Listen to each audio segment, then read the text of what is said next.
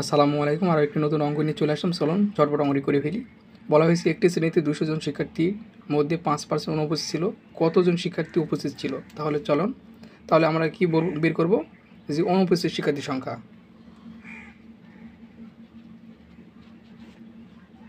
স্থিত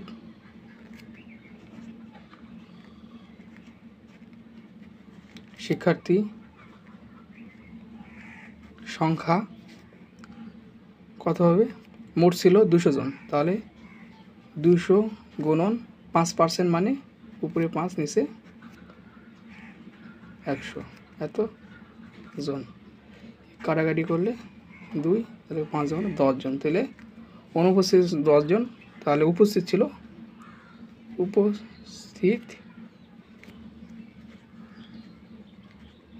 শিক্ষার্থী সংখ্যা কত হবে?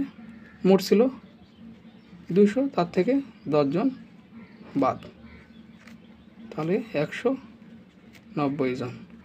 তাহলে 5% অনুপস্থিতির ফলে ওই শ্রেণীতে শিক্ষার্থী উপস্থিত ছিল 190 জন। ধন্যবাদ সবাইকে।